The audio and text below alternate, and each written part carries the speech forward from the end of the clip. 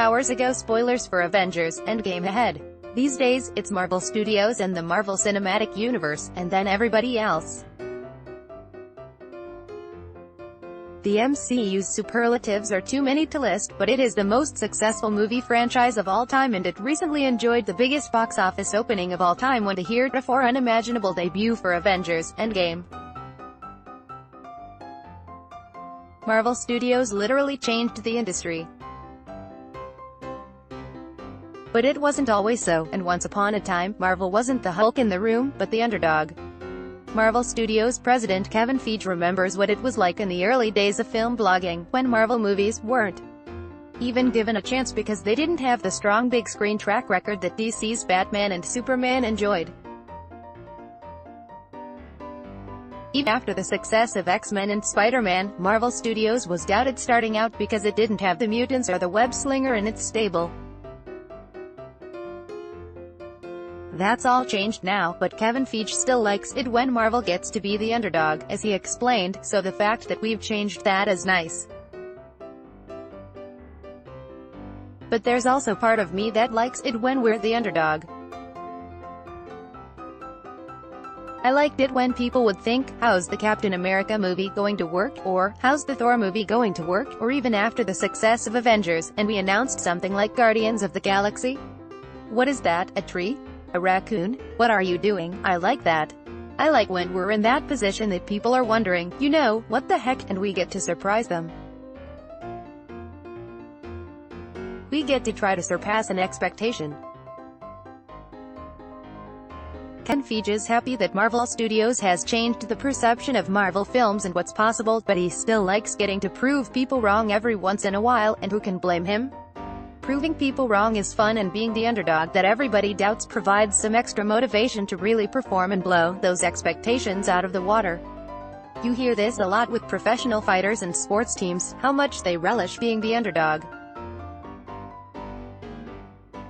Some will even cast themselves as that even when the betting lines say otherwise, because it is highly motivating to go in with a chip on your shoulder and something to prove.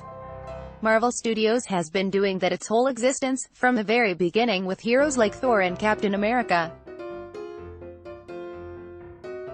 Heroes that, if you'll remember, Sony didn't purchase rights to because it thought nobody cared about them. Even after the success of 2012's The Avengers, there was significant doubt about the viability of Guardians of the Galaxy, as Kevin Feige recalled to Den of Geek. Kevin Feige likes that underdog dynamic, where Marvel Studios can take big swings and show that ideas and characters that don't seem like they will work actually can. In those situations, Marvel gets to surprise people and make them fall in love with characters they've never heard of. It's rare that Marvel Studios is the underdog anymore, but Kevin Feige is hoping to get the opportunity to be the underdog once again, as he explained, and certainly with all the things that we're working on now and the next group of films, which we'll announce soon enough, I hope we get that same response. People getting excited about characters they've already seen before being thrust into new adventures and new storylines, but also characters they've never heard of yet, and wonder, what the heck is that going to be about? That really excites us. The producer extraordinaire is hoping that people will be excited about Marvel Studios' future films. They are, but also that even if there isn't outright skepticism, there is still a real curiosity as to what Marvel is doing, what its films will be about, and how the studio will make them work. And while Marvel is hugely successful and most people have confidence in it, there are some aspects of the MCU's future where it could find itself as the underdog. For one thing, following the events of Avengers: Endgame, can the MCU still draw in audiences and continue its success without heroes like Robert Downey Jr.'s Iron Man and Chris Evans' Captain America? Also, with the films we think are coming, how does Marvel win over audiences to something like The Eternals, which is arguably even more obscure and removed from the story we are used to than the Guardians?